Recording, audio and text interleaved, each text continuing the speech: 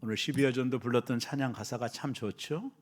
다 그대로 되어지기를 바랍니다. 우리가 사도행전을 수요일마다 강의하고 있는 꽤 오랜 시간 아마 오늘까지 온 것 같아요. 여러분, 우리가 믿음 생활할 때 믿음이라고 하는 것은 과학이 아니죠. 사이런스가 아닙니다. 그러니까 쉽게 말하면 확정하고 실험하여 증명한 걸 믿는 게 아니에요. 그건 과학이죠. 믿음은 바라는 것들의 실상, 보이지 않는 것들의 증거를 믿음이라고 하죠. 그래서 믿음은 우리가 믿음 생활한다, 신앙 생활을 한다고 할 때는 알고 믿는 게 아닙니다. 우리가 알고 믿고 지적으로 수용해서 믿는 것은 과학이지 믿음의 영역이 아니고요. 믿음은 믿는 겁니다. 거기에 무슨 이유가 없어요. 그래서 우리가 뭘 증명하여 믿는 게 아니라 그냥 믿는 거예요. 하나님을 그냥 믿는 겁니다. 거기에 어떤 것도 설명할 수 없는 거예요, 실은요. 피조물이 어떻게 하나님을 알 수 있겠어요. 그래서 우리는 그냥 믿음은 믿는 것이다, 이렇게 표현할 수 있고요. 신앙생활은 보이지 않는 하나님을 믿고 또 그분이 주신 약속들을 붙잡고 살아가는 거예요. 그래서 순종하다 보면 나중에 알게 됩니다. 이게 믿음의 히스토리죠. 순종하게 되면 나중에 알아요. 지금은 희미하더라도 왜 그러는지 모르더라도 믿음으로 나아가면 나중에 알게 되는 게 믿음. 여러분, 하나님이 아브라함을 콜링하잖아요. 창세기 12장에 갈대우르 땅을 떠나 내가 지시할 땅으로 가라. 여러분, 그 당시 부족 사이에서 팔레스타인 지방의 어떤 지역을 떠난다라는 것은 생명을 거는 거거든요.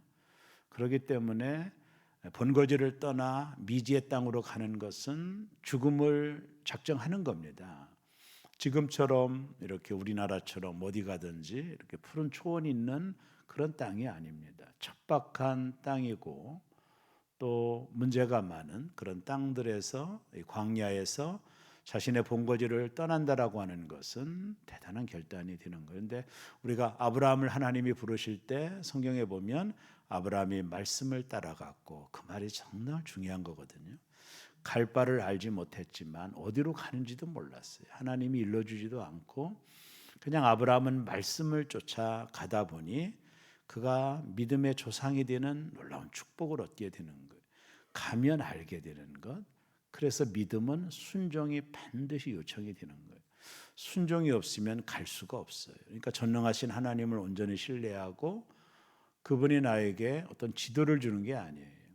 그냥 순종할 수밖에 없는 것이 믿음 생활인데, 순종하게 되다 보면 나중에 알게 되는 거예요. 하나님의 뜻과 섭리들을 알게 되는 거예요. 바울과 실라가 2차 전도 여행을 떠나잖아요. 오늘 본문의 배경입니다. 1차 전도 여행을 끝나고 5년 정도 있다가 2차 전도 여행을 떠나는데, 1차 전도 여행을 떠났던 코스가 아니라 반대쪽으로 여행을 떠나면서 바울과 실라가, 특별히 바울이 아시아 쪽, 우리가 말하는 이런 아시아가 아니라 그 당시 터키, 이렇게 소아시아라고 하는 아시아 쪽에 가서 복음을 전하고 싶었어요. 바울은 그만큼 세계 지리에 밝았고 헬라 문화에 탁월했던 바울의 계획이었죠. 내가 아시아권에 가서 복음을 전해야 되겠다.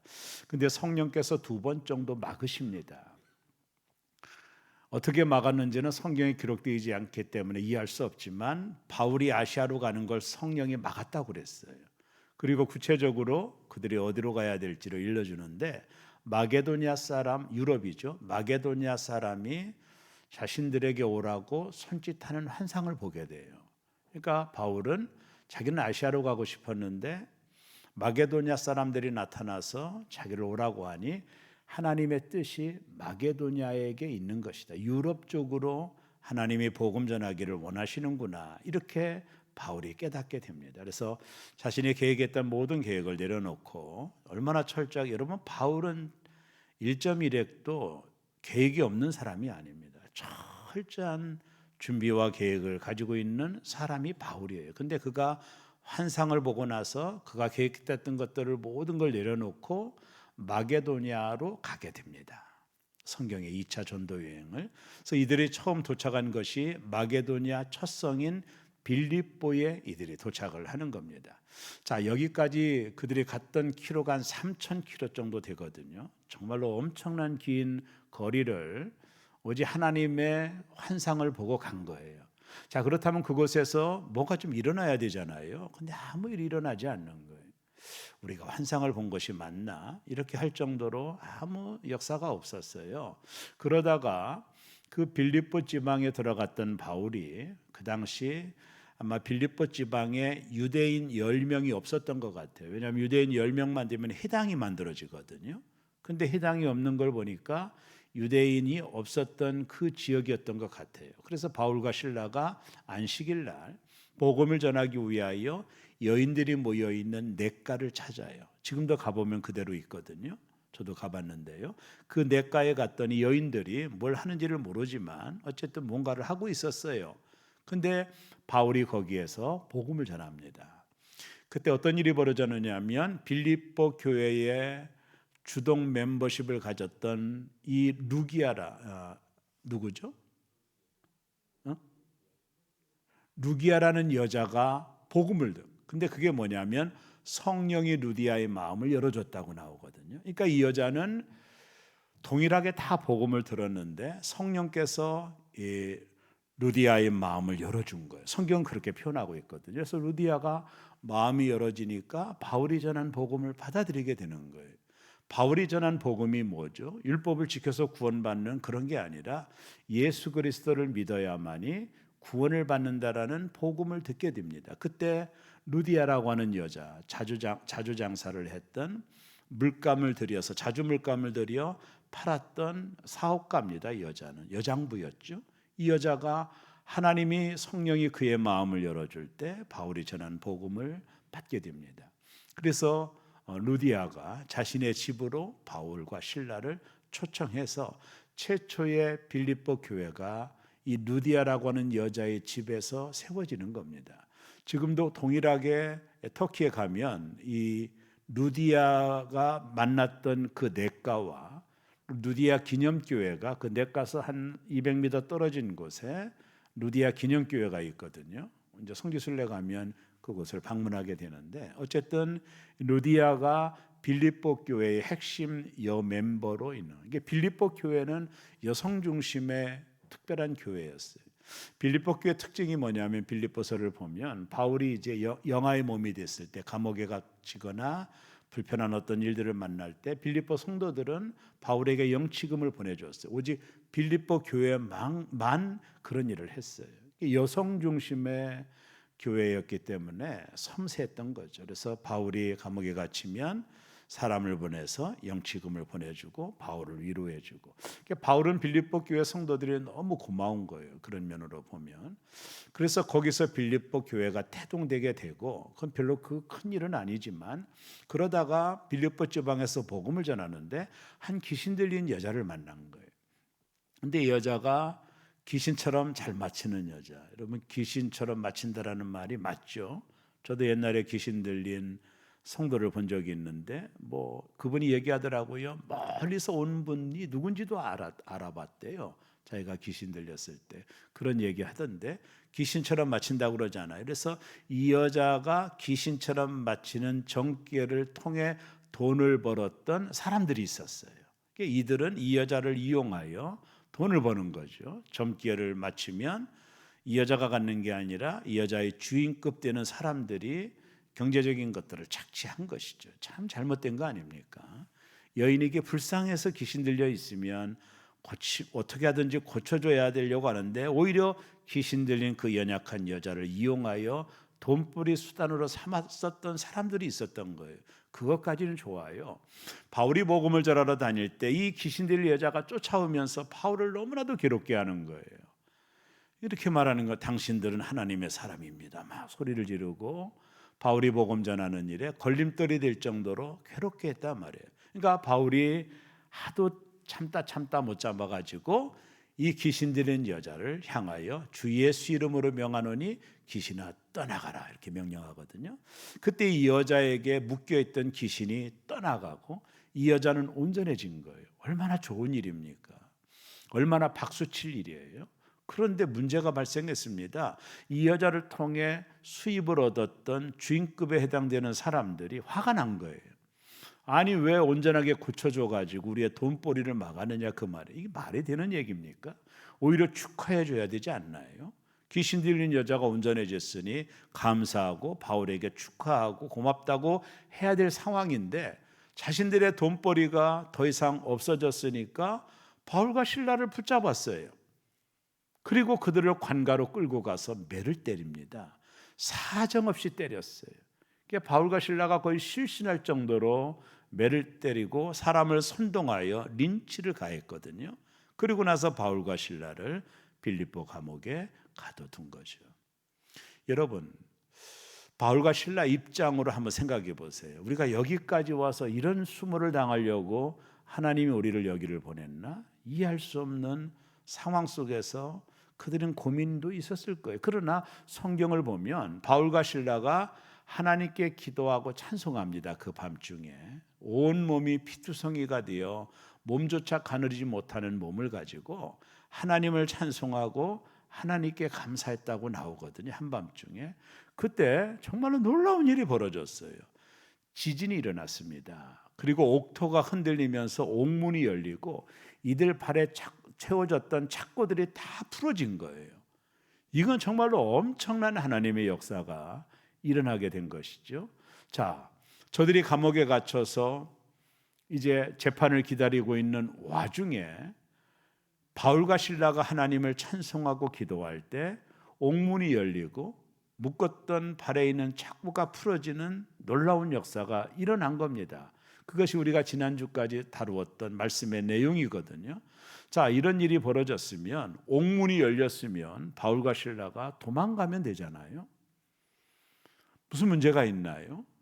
옥문을 빠져나오면 되죠. 옥문이 다 열렸거든요. 자동문처럼 다 열렸고 발에 착고가 풀어졌으니까 뭐 걸림돌 된 것도 없이 도망가면 되는데 바울이 그곳에 그냥 있는 거예요. 그러니까 여기서 우리는 바울과 실라가 하나님 앞에 드렸던 기도는 우리를 여기서 풀어달라는 기도는 아니었던 것 같아요. 만약에 풀어달라는 기도를 했다면 옥문이 열렸을 때 도망갔겠죠. 그러니까 이들의 기도는 아마도 이 상황을 통해서 하나님의 뜻이 이루어지기를 원합니다. 그런 기도를 드렸던 것 같아요. 왜요? 옥문이 열렸는데도 거기 그냥 있었거든요. 그것이 오늘 본문입니다. 자, 그러고 나서 어떤 일이 벌어집니까? 오늘 16장 27절이 이어서 나오는데 한번 읽어볼까요? 간수가 자다가 깨어 옥문이 열린 것을 보고 제수들이 도망간 줄 생각하고 칼을 빼어 자결을 하거늘. 자, 간수가 봤더니 깜빡 졸다가 옥문이 다 열려 있는 거예요. 하면서 깨어났더니 이게 어두컴컴하니까 죄인들이 다 도망간 줄로 생각을 한 거예요. 그러다 보니까 이 간수의 입장으로 보면 이것은 그냥 사형감이거든요. 그 당시 로마법에 의하면 죄수들을 지키지 못한 그 형벌이 커요. 어차피 죽을 거 우리 스스로 죽자. 그래서 간수가 칼을 빼서 자결하려고 스스로 죽으려고 어차피 죽을 거니까 스스로 죽으려고 칼을 빼고 죽으려고 하는 상태가 우리가 읽은 27절의 상태입니다. 자, 이 상태 속에서 어떤 일이 벌어지죠? 28절 이어서 말씀하는데 읽어볼까요? 바울이 크게 소리질러 이르되 내 몸을 상하게 하지 말라 우리가 다 여기 있노라 하니. 자, 어둠입니다. 간수는 죄인들이 도망간 줄 알 정도로 어두컴컴해서 보이지 않았거든요.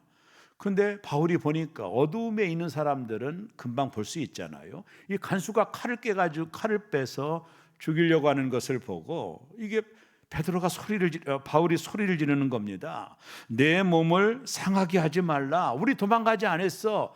우리가 다 여기 있노라. 왜 내 몸을 상하게 하느냐? 이 간수의 입장으로는 바울과 실라가 도망간 줄로 믿고 스스로 목숨을 끊으려고 했고 그것을 알았던 바울이 소리를 질러가지고 멈추십시오. 우리가 여기 있습니다. 우리가 도망가지 않았습니다. 라고 말하는 장면이 28절에 나옵니다. 자, 그러고 나서 29절이 이어지는데 다 같이 읽어볼까요? 간수가 등불을 달라고 하며 뛰어들어가 무서워 떨며 바울과 실라 앞에 엎드리고. 자, 이들이 등불을 달라고 해서 가보았더니 바울과 실라가 그대로 있는 거예요. 옥문이 열려 있는데 도망가지 않고 그대로 있는 그들의 모습을 통해서 아마 이 간수는 저들의 의연함과 권위 앞에 굴복을 한 것 같아요. 왜냐하면 어차피 옥문이 열리면 도망갈 거라고 생각했는데 도망가지 않고 의연하게 그냥 앉아 있는 바울과 실라를 보고 이 간수가 충격을 받은 거죠.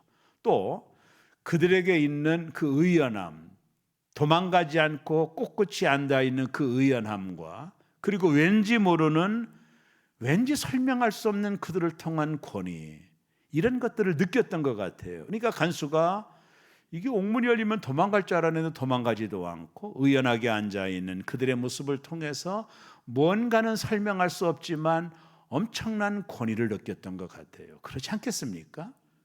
이게 이 간수의 입장으로 보면 큰 권위감을 느꼈을 거예요. 여러분, 사람이 어떤 우리가 상상할 수 없는 어떤 환경을 봤을 때 그들이 어떤 환경 속에서 의연함과 이런 것들을 묵도할 때 나도 모르는 경외심이 있잖아요.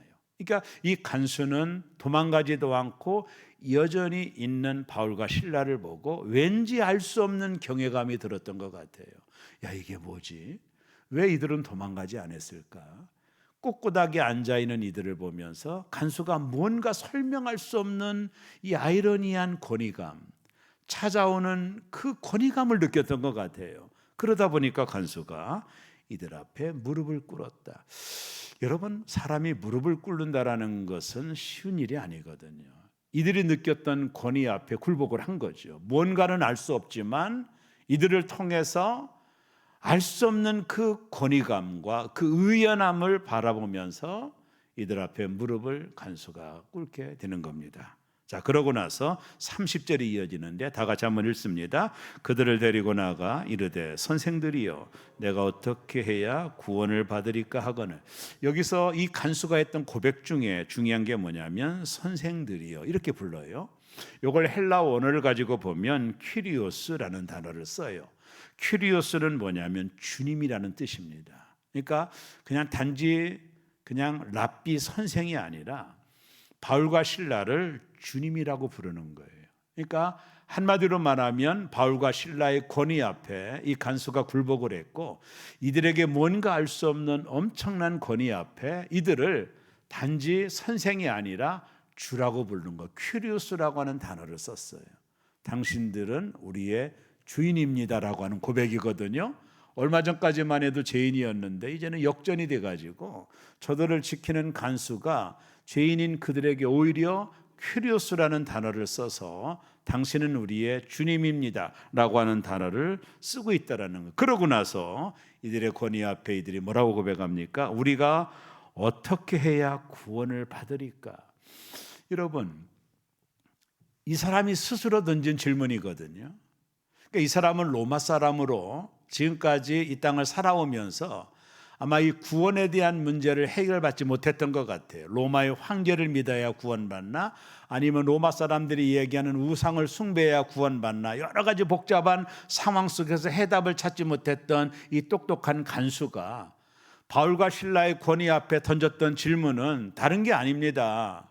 이들의 의연함과 권위 앞에 던졌던 질문은 뭐냐면 우리가 어떻게 해야 구원을 받을 수 있습니까? 이 근본적인 질문을 던지는 거거든요. 그러니까 이 간수의 질문은 아주 중요한 질문이에요. 당신들에게 어떻게 이런 일이 벌어졌습니까? 라고도 질문하지 않아요. 이들이 던졌던 질문은 우리가 어떻게 해야 구원을 받습니까? 당신들처럼 어떻게 하면 초연할 수 있습니까? 당신들처럼 어떻게 하면 감옥이 열렸는데도 도망가지 않는 의연함을 우리도 가질 수 있습니까? 라고 하는 복잡한 상황에서 이들은 바울과 실라를 보고 그들의 권위와 의연함을 바라보면서 우리가 어떻게 해야 구원을 받을 수 있느냐라는 질문을 던지고 있는 거예요. 자, 이 간수는 구원이라고 하는 문제를 어떤 행위로 보고 있는 거죠. 여러분, 이 간수가 어떻게 해야, 그러니까 구원을 우리가 어떻게 해야 받을 수 있느냐? 선행을 해야 되느냐? 아니면 뭐 봉사를 많이 해야 되느냐, 어떤 일의 결과로 구원을 얻을 수 있느냐고 물어보는 거거든요. 이게 간수가 구원이라고 하는 것이 하나님의 은혜라는 것을 모르고 단지 어떤 행위를 통해서 얻어지는 것으로 생각을 한 거죠. 왜냐하면 바울과 실라 속에는 권위와 의연함 속에서 그들이 던지는 질문은 아주 중요한 질문이었거든요. 우리가 어떻게 해야 구원을 받을 수 있습니까? 그때 31절이 이렇게 말합니다. 다 같이 한번 읽겠습니다. 이르되 주 예수를 믿으라. 그리하면 너와 내 집이 구원을 받으리라. 여기 중요한 게 뭐냐면 주 예수를 믿으라. 그냥 예수님을 믿으라고 하지 않았어요. 바울과 실라는 주 예수를 믿으라. 여기서 나오는 주가 퀴리오스입니다. 그러니까 바울과 실라는 우리가 주가 아니다. 이 간수가 바울과 실라를 주라고 불렀잖아요. 우리가 주가 아니라 주는 따로 있는데 그분은 바로 예수 그리스도라는 거예요. 그분을 믿어야만이 우리가 구원을 받을 수 있다라는 거예요. 구원이 어떤 행위가 아니라 무엇을 해야 얻어지는 산물이 아니라 우리의 주인 되시는 그분을 믿을 때, 그분을 믿을 때 구원이 이루어진다라는 거예요. 오늘 바울과 실라가 이 간수에게 전한 복음은 아주 심플하고 간단한 겁니다. 어떤 행위를 통해서 구원을 얻는 것이 아니라 주, 우리의 퀴리오스, 우리의 주인 되시는 예수 그리스도를 믿는 것. 이게 뭐예요? 나의 주인 되시는 예수님을 내 인생의 주인으로 받아들일 때, 그분이 내 인생의 주인이 될 때 우리가 구원을 받는 거라는 거예요. 그 은혜를 받아들이는 것이죠. 예수님이 내 인생의 주인입니다. 그분이 나의 모든 죄를 위하여 십자가에 달려 죽으셨습니다. 이 사실을 받아들일 때 어떤 행위가 아니라 그분이 나를 위하여 행하신 모든 일들을 받아들일 때, 그분이 내 인생의 주인으로 내가 받아들일 때 구원을 받게 된다는 복음을 오늘 바울과 실라가 전하고 있는 겁니다. 자, 그러고 나서 이어서 32절이 이어집니다. 다 같이 읽습니다. 주의 말씀을 그 사람과 그 집에 있는 모든 사람에게 전하더라. 이제는 간수뿐만 아니라 그 집에 있는 모든 사람들에게 하나님의 말씀, 복음의 말씀을 전합니다. 자, 그리고 나서 33절을 다 같이 읽습니다. 그 밤 그 시각에 그들을 데려다가 그 맞은 자리를 씻어주고 자기와 그 온 가족이 다 세례를 받았더라. 자, 말씀을 전하고 예수님을 퀴리오스로 받아들이는 이 간수의 공동체라는 집 앞에 뭐를 했습니까? 이들에게 다 세례를 베풀었어요. 여러분, 세례는 구원의 증거의 확증 아닙니까? 이들 모두 다가 간수의 집이 얼마인지는 알 수 없지만 모든 사람이 다 세례를 받고 구원의 확증이 일어나게 된 거죠. 자, 그러고 나서 마지막 34절을 다 같이 씁니다. 그들을 데리고 자기 집에 올라가서 음식을 차려주고 그와 온 집안이 하나님을 믿음으로 크게 기뻐하니라. 바울과 실라가 이 가정이 모두 다 주께로 돌아오는 것을 보고 생각을 했을 거예요. 왜 하나님이 우리를 이곳으로 보냈는지. 하나님이 이곳으로 보낸 이유를 지금까지는 알 수 없었지만 간수가 복음 앞에 굴복하고 그 가정이 모두 다 예수를 믿는 것을 보면서 바울과 실라는 그때 비로소 여기에 하나님의 뜻이 있었구나. 그래서 하나님이 우리를 저 아시아로 보낸 것이 아니라 유럽의 광문인 빌립보 지방으로 우리를 보냈구나. 바울이 그때 하나님의 역사와 인도하심을 깨닫게 되는 거예요. 자, 설교 소도로 돌아가서 믿음이라고 하는 것은 확증된 게 아니에요. 이게 바라는 것들의 실상이잖아요. 되어지지 않는 것을 바라보는 게 믿음인데 바울과 실라가 이곳까지 오는 동안에 의구심이 있었을 거예요. 왜 하나님이 우리를 여기까지 보냈는데 아무 일이 없을까? 왜 놀라운 일들이 일어나지 않을까? 수많은 시간 동안 궁금했을 겁니다. 그러나 그들은 하나님 말씀에 순종하여 여기까지 온 거예요. 와서 보니까 빌립보 지방에 루디아라는 여자가 복음을 듣고 예수를 믿게 됐고, 또 하나 이 간수와 그 온 집안이 세례를 받고 예수를 믿는 것을 보고 바울과 실라가 하나님의 계획하심을 깨닫게 되는 것이죠. 사랑하는 여러분, 우리가 당하는 모든 일들이 지금 이해가 되지 않더라도, 우리가 겪는 모든 일들이 이해할 수 없는 일이라도, 귀신을 들인 여자를 고쳤는데 매를 맞고 감옥에 갇힌 일들이 이해가 되는 일이 아니에요. 그럼에도 불구하고 하나님의 뜻에 맡겼던 그들에게 결국에는 하나님의 뜻이 어떠한 상황 속에서도 이루어져 간다라고 하는 것, 하나님이 계획이 있다라는 것을 바울과 실라가 깨닫게 되고 오늘 우리에게 그 메시지를 전해주고 있는 겁니다. 자, 오늘 우리가 이 땅을 사는 동안에 이해할 수 없는 일이 있다 할지라도, 내가 원하지 않는 일들을 겪는다 할지라도 어차피 하나님은 이 모든 것을 합력하여 우리를 향하여 선을 이루어 주신다라는 걸 믿는 거예요. 이게 믿음입니다. 믿음은 하나님이 모든 것을 합력하여 선을 이루어 주신다라는 걸 믿는 게 믿음이에요. 요셉이 그 많은 시간 참고 인내할 수 있었던 이유, 감옥에 갇히고 억울한 누명을 쓰고 꿈은 뭐예요? 이루어질 것 같지 않는 그의 인생의 밑바닥으로 떨어질 때도 성경에 나오는 요셉은 여전히 하나님을 믿었던 거죠. 하나님을 신뢰했던 겁니다. 그래서 요셉이 나중에 애굽의 총리가 되고 난 이후에 요셉의 고백이 뭐예요? 당신들이 나를 팔아 애굽의 노예로 팔았지만 하나님은 그것을 합력하여 선을 이루어 오늘 나를 만들었다는 고백을 하잖아요. 믿음이라고 하는 것은 단층적으로 바라보고 삶을 설명하는 게 아니에요. 하나님의 계획하심 속에 우리가 있는 거예요. 그 마디마디가 엮여져서 하나님이 우리를 향한 계획들을 이루어지는 과정 속에 있기 때문에 믿음이라고 하는 것은 그 모든 것들을 다 우리가 받아들이고 순종하고 여전히 나와 함께 하시고 이 모든 것을 합력하여 선을 이루신 하나님을 끝까지 신뢰하는 거예요.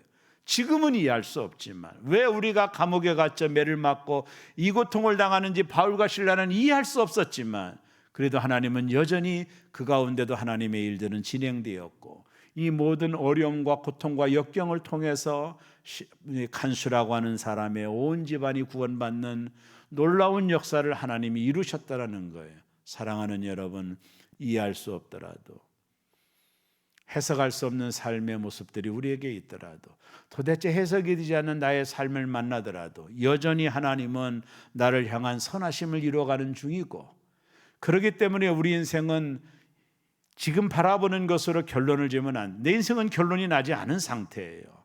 그렇기 때문에 내가 어떠한 삶의 마디마디 속에서 일어나는 이해할 수 없는 많은 일들이 있겠지만 그러나 여전히 하나님이 이러잖아요.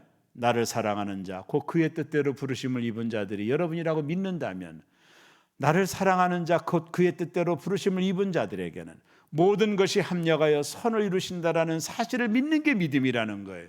하나님이 나를 사랑하고 나를 불러 자녀로 만들어 주셨다면 우리가 그 사실에 대해 확증할 수 있다면 내 인생에 어떤 일이 오고 내가 원하지 않는 일을 만난다 할지라도 여전히 하나님의 선하심은 이루어져 가고 있기 때문에 그것을 믿고 바라보는 것이 믿음이라는 것이죠. 오늘 우리에게 이 믿음이 필요한 거예요. 우리가 이해할 수 없고 해석할 수 없는 많은 일들은 선을 이루는 과정 속에 하나인 것뿐이에요. 그러니까 우리의 삶을 단편적으로 바라보고 결론을 맺지 말고 그 모든 단편적인 삶의 조각들이 모아져서 아름다운 그림을 만들어가고 있는 하나님의 역사는 여전히 진행 중에 있는 거예요. 그렇기 때문에 내가 겪은 것으로 내 삶을 단정하거나 해석하면 안 되는 거예요. 여전히 하나님은 선을 이루어가고 합력하여 선을 이루어가요. 그것이 어떤 때는 우리가 원치 않은 일이다 할지라도 내가 억울한 일을 당한다 할지라도 그것조차도 하나님은 합력하여 선을 이루어 우리 인생의 아름다운 그림을 그려져 가는 것이죠. 여러분 시를 가지고 수를 놓아 그림을 만드는 사람들을 보세요. 정말로 놀라운 일입니다. 그 바늘을 가지고 그 형형색색의 실을 가지고 예수님의 얼굴도 뜨고 마지막 만찬, 치유의 만찬도 뜬 걸 저한테 주신 분도 계시거든요. 야, 그것까지 뜨기까지 그 얼마나 한 땀 한 땀 어려웠을까. 간혹 그 작품을 뒤를 한번 뒤집어 보세요. 거기는 복잡하고 얽힌 실들이 보일 거예요. 이해할 수 없는 실들이 엉키고 성키고 있는 것을 볼 거예요. 그러나 그것을 뒤집어 보면 그 아름다운 작품이 만들어진 것들을 보듯 우리의 삶이 어떤 때는 엉킨 것 같고 어떤 때는 성킨 것 같고 매듭이 없는 것 같고 이해할 수 없는 많은 일들이 우리의 삶에 낫실의 실처럼 꼬여지고 매듭지어지고 진행되었다 할지라도, 그러나 하나님은 그 모든 과정들을 통해 하나의 작품을 만들어 가시는 하나님의 역사를 바라보고 참고 견디는 것이 믿음이라는 것입니다. 오늘 내가 당한 것으로 삶의 결론을 지으면 안 됩니다. 이건 하나의 과정일 뿐입니다. 하나님은 여전히 모든 것을 합력하여 선을 이루시고 나를 향한 하나님의 계획은 지금도 진행 중에 있는 겁니다. 그걸 우리가 신뢰하고 그걸 믿는 겁니다. 어떤 때는 아프고 한숨 지는 일이 있고 내게 왜 이런 일이 일어나는지 의문스러울 때도 있지만, 그러나 여전히 나는 하나님의 사랑하는 자요 그의 뜻대로 부르심을 입은 자들에 대한 자시라는 확신이 여러분에게 있다면 여전히 모든 것을 합력하여 선을 이루어 가시는 하나님을 신뢰하고 오늘 내가 당하는 모든 삶을 결론짓지 말고 여전히 합력하여 선을 이루시는 중에 있으니 실망하거나 낭망하지 말고 어려울 때는 기도하고 좋은 일 있을 때는 찬송하면서 하나님의 선하신 가운데 순종하며 나아가는 저와 여러분 되시기를 주의 이름으로 축원합니다. 기도합니다. 하나님